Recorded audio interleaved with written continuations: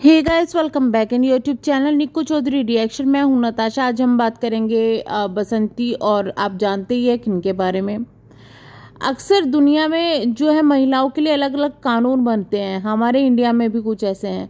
अगर किसी महिला के साथ छेड़छाड़ होती है, बदतमीजी होती है, किसी तरीके का हरेसमेंट होता है, तो उसके लिए काफ़ी ज़्यादा बेनिफिट हो जाता है जब वो कानूनी हेल्प लेती है। लेकिन तब क्या हो जब ये हेल्प गलत तरीके से लिया जाए, गलत चीज़ों पर लिया जाए।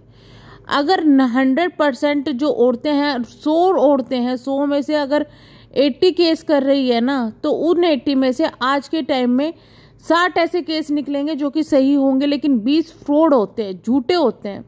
इसे कहते हैं कि औरतें अपने जो उनके अधिकार उनको दिए जा रहे हैं, उनको फायदा गलत उठा रही है। तो फिर ऐसी महिलाओं को क्या कहा जाए?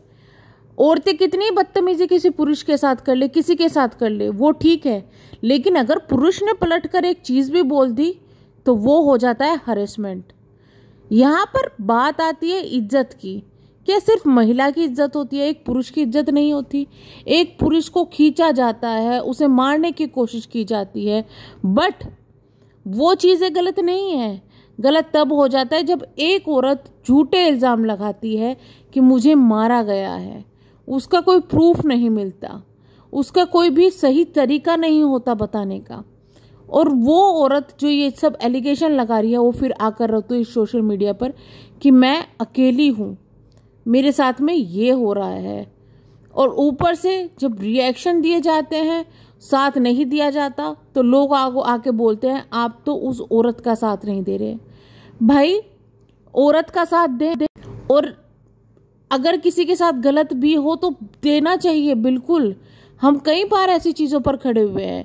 कोई गंदा कमेंट भी किसी के पास में आता है, हम उसके भी खिलाफ खड़े होते हैं कि भाई इस तरीके के कमेंट क्यों किए जा रहे हैं, एक औरत को क्यों किए जा रहे हैं, ये सब चीजें क्यों हो रहा है, हरेसमेंट। लेकिन जो ये औरत यहाँ पर कर रही है, क्या आपको लगता है कि इनको सपोर्ट की जरूरत है या किसी भी चीज की जरूरत है? चलिए थोड़ा सा मामले पर गंभीरता पर गौर करते हैं। दरअसल आज ही एक वीडियो आई है जो कि 24 तारीख की ही वीडियो है, यानी कि आज की ही वीडियो है। आज किसी काम से या तो बुलाया गया है या लाला जी की फैमिली खुद गई है। कहाँ पर? जी हाँ, पुलिस स्टेशन में। जब वो लोग पुलिस स्टेशन में गए तो उन्होंने देखा कि भाई 19 तारीख को रात को उन्होंने, मतलब शाम के टाइम, उन्होंने क्या क्या किया जो कि उन्हें भी नहीं पता था। बसंती और उनके परिवार ने जाकर वहां पर FIR दर्ज कराई है। किसके खिलाफ?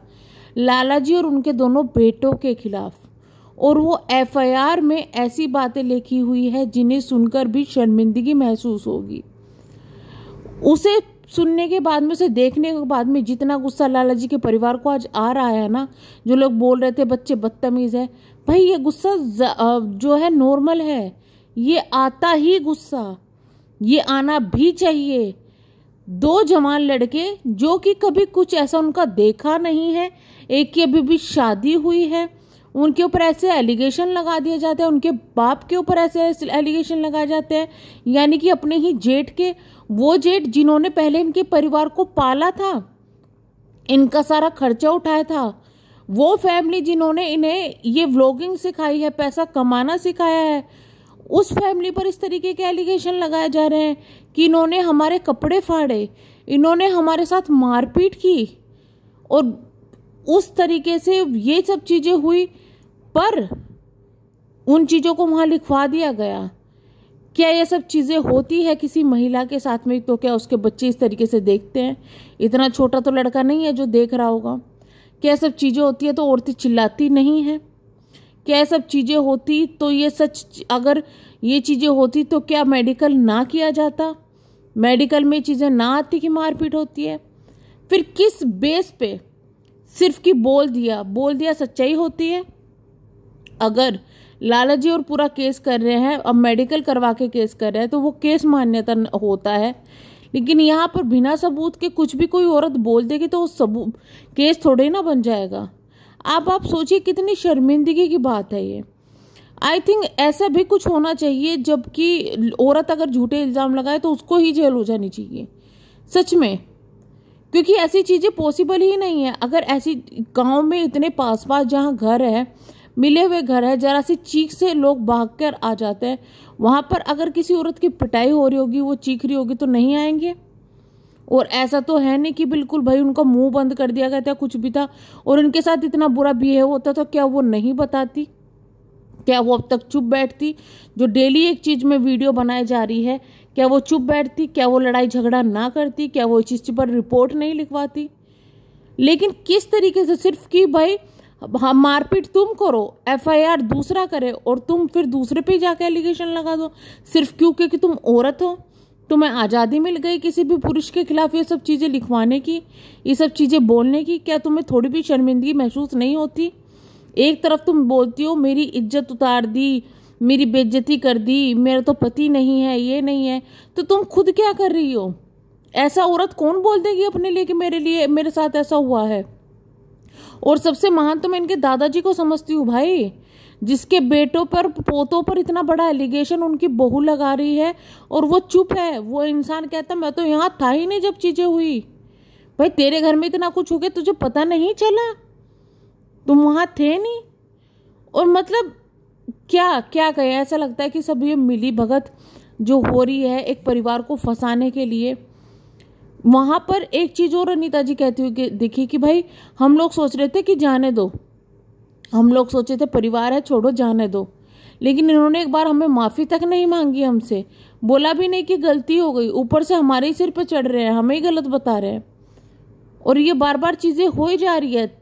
इतने दिनों से लगातार कुछ ना कुछ एलिगेशन लगा के वीडियोस बनाई जा रही है, अलग अलग एलिगेशन लगा रहे हैं, लेकिन जो उस दिन हुआ उन चीजों में कितने झूठ इनके पकड़े गए हैं, तो कहाँ तक सच्चाई पता चले।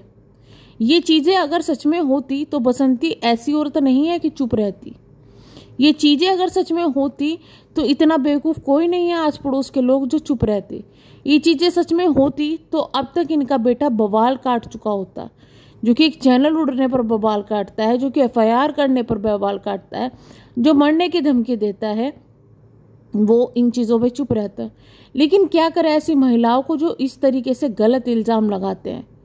अब आप सोचिए कि अगर ये जो इल्ज़ाम इन्होंने लगाए हैं, इनमें थोड़ा सा भी अगर कानूनी कार्रवाई कुछ हो जाती है, पुलिस थोड़ा सा भी यकीन कर लेती है, तो इन बच्चों का तो भविष्य खराब हो गया ना दोनों का। आदमी का तो हुआ, इज्जत गई, बच्चों का भी दोनों का भविष्य खराब हो गया।